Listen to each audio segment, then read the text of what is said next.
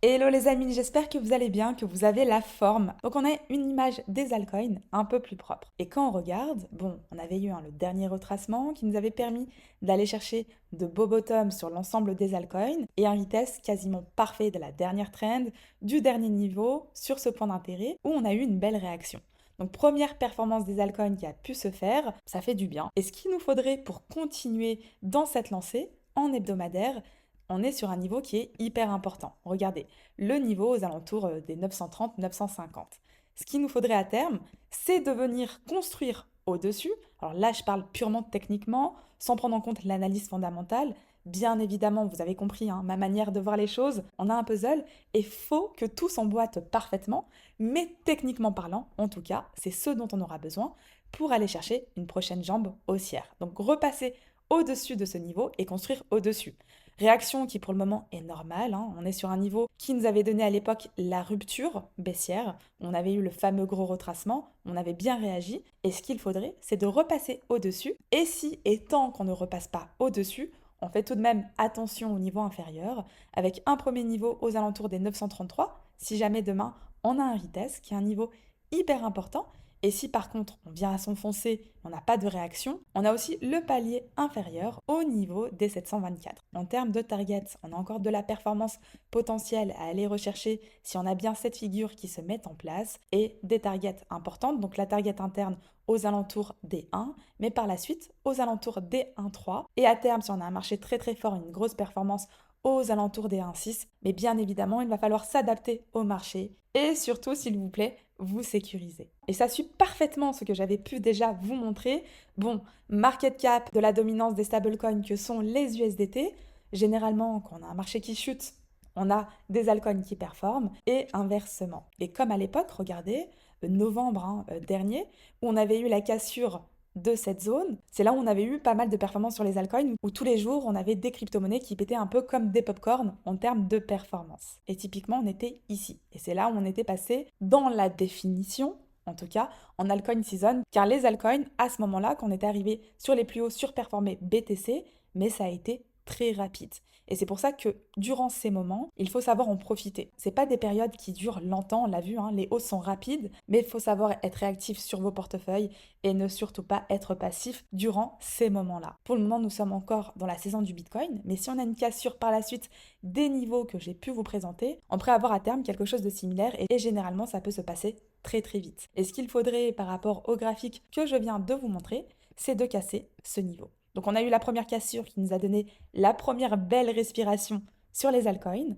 Réaction logique, on arrive sur les plus bas. C'est normal qu'on réagisse, comme c'est normal que l'on réagisse sur ces niveaux. Et vous allez voir que l'ensemble des altcoins est sur cette disposition. Mais à terme, dès qu'on aura une cassure ici, que ce soit potentiellement après un retest ou directement, à voir comment on va pouvoir réagir et clôturer la semaine, ça va être assez important. Mais dès lors, on pourra avoir une continuation de performance au sein des altcoins si tous les feux sont au vert. Et du coup, on va pouvoir passer aux altcoins que vous avez pu me proposer. Donc maintenant, si on passe au projet que vous avez pu me soumettre. Alors le premier projet qui est revenu plusieurs fois, qui est le projet Core. Alors Core, pour ceux qui ne connaissent pas, en deux mots très rapidement, une blockchain de Layer 1, assez récente, vous allez voir, qui mixe le meilleur de BTC et de l'EVM d'Ethereum. Ici, la blockchain s'appuie sur la sécurité du réseau Bitcoin sans être Bitcoin. Comment? Grâce à un système qu'on appelle Satoshi Plus, qui utilise la puissance de calcul de BTC pour sécuriser sa propre blockchain. Alors ici, on a le token Core qui va servir à payer les frais, à faire du stacking ou encore pour participer à la gouvernance. Un projet un peu plus récent de ceux qu'on a l'habitude d'analyser ensemble avec une market cap de 820 millions, avec actuellement environ 49% de l'offre maximale de tokens en circulation, ce qui signifie qu'il nous reste encore 51 qui restent verrouillés et qui seront libérés progressivement selon le calendrier de déverrouillage. En termes d'analyse technique, on a quelque chose de pas mal qui est en train de se mettre en place. Et pour ceux qui s'en rappellent, on a quelque chose qui ressemble en termes de setup très intéressant à venir, un peu asservé à l'époque où je vous l'avais partagé, et c'est un peu ce que l'on va pouvoir attendre sur Core. Quand on regarde, on a un niveau de reverse, vous voyez ce niveau hyper important. À chaque cassure de ce niveau, on avait soit les grosses performances, soit les ruptures baissières. Donc ici, performance, ici, performance, ici, rupture. Et on revient sur ce niveau. Ce qui change actuellement, c'est qu'on est sur un marché différent. Au niveau des altcoins, on a pas mal de confluences à surveiller de très près. Et si on a un marché des altcoins qui continue par la suite sa poursuite haussière, on pourra avoir des mouvements beaucoup plus intéressants que ces petits mouvements internes qu'on avait pu avoir. Actuellement, on est toujours dans cette fameuse compression. On le voit bien, à chaque fois qu'on est venu chercher cette compression, on a eu potentiellement des rejets hebdomadaires et on a réintégré directement, notamment après la poussée de novembre, où on a eu le retracement sur l'ensemble du marché et corps qui a cédé sur ces niveaux. Actuellement, ce qu'il va falloir surveiller pour avoir une continuation de mouvement, c'est de repasser au-dessus. Donc dans un premier temps, repasser au-dessus de ce niveau de reverse. Dès le moment où on va avoir une construction qui va se faire au-dessus, donc au-dessus potentiellement des 0,90, mais aussi une cassure de la trend, on pourrait avoir un signal haussier assez fort. À ce moment-là, si on a bien la validation, on pourrait chercher en niveau, en termes de performance, le niveau des 1,70 $. Si on a une construction qui se fait au-dessus et un excès un peu plus fort, par la suite, le niveau des 2 $. Et si on veut vraiment une belle performance sur un engouement qui est fort, un marché qui nous le permet et de la hype au sein du projet, si cassure bien évidemment de ce niveau, on pourrait aller chercher la target des 3,50 $. Par contre, si on ne parvient pas à casser la trend que j'ai pu vous présenter, donc celle-ci, et qu'on a des retracements internes, à ce moment-là, en journalier, on fera attention au niveau de retest où on pourrait avoir des réactions assez sympathiques. Ensuite, un projet qui est également revenu assez souvent, le projet VeChain, alors la crypto-monnaie VET, sur laquelle on a eu pas mal de mises à jour pour ceux qui ont suivi l'actualité. Donc encore une fois, une blockchain de Layer 1. Grosso modo, c'est une blockchain qui se concentre sur la traçabilité des produits dans leur chaîne d'approvisionnement, et tout ça en garantissant leur authenticité et leur transparence. Et cette fois-ci, on est sur un projet ancien et on a une market cap supérieure à 2 milliards de dollars. Ce qu'on a actuellement, graphiquement, on est revenu retravailler le bas de l'accumulation, très bien, sur laquelle on a réagi. Et ce qui était important, hein, il faut à tout prix conserver ce bas, ou sinon on aura une structure qui va pouvoir s'inverser, on pourra aller chercher des bas de plus en plus bas. Pour le moment, on tient très très bien. Et dans les niveaux internes, ce qui m'importait, c'était en journalier de venir casser ce niveau, hein, le niveau actuel. Des ruptures, bon bah normal, hein, on a l'accélération qui a pu se mettre en place. Donc voir potentiellement si on parvient à structurer au-dessus au niveau des 0,020, où là ce serait bon signe pour potentiellement accumuler en journalier et pouvoir repartir. Si par contre ce niveau ne tient pas, on fait attention de ne pas avoir une rupture baissière. En hebdomadaire, un niveau hyper important à casser si on veut aller chercher le haut de cette consolidation, c'est le niveau aux alentours des 0,036.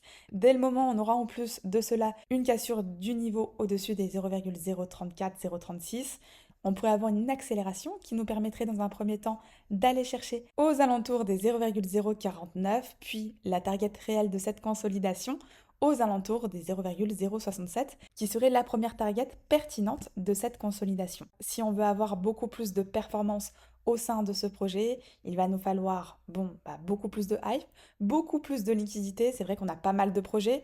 C'est pas parce qu'un projet a énormément performé qu'il nous fera la même chose. Mais par contre, si on a des signaux plus forts et des cassures de structure, et à terme, la cassure de cette structure, on pourrait effectivement aller chercher des performances un peu plus importantes et aller retracer. Mais tant que ce niveau n'est pas cassé, il va falloir se la jouer assez safe. Ensuite, on a le projet Chainlink qui est également revenu plusieurs fois. Alors très rapidement, c'est un réseau décentralisé d'Oracle qui fournit des données externes aux smart contracts sur diverses blockchains. En gros, pour ceux qui ne savent pas, un oracle, c'est un service qui permet aux smart contracts d'interagir avec des données externes au monde de la blockchain. Alors par exemple, ça peut être des prix de marché, des taux de change, des informations financières ou peu importe.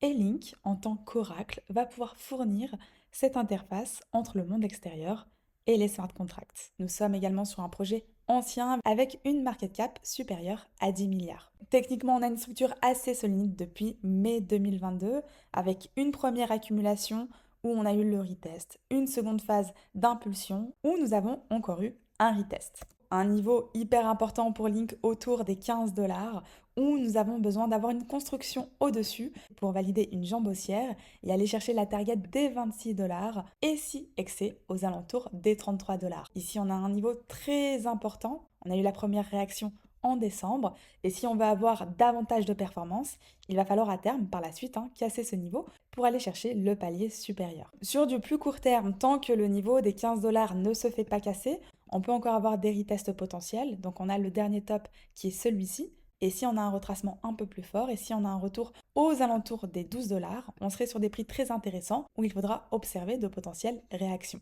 Et enfin, la crypto-monnaie suit.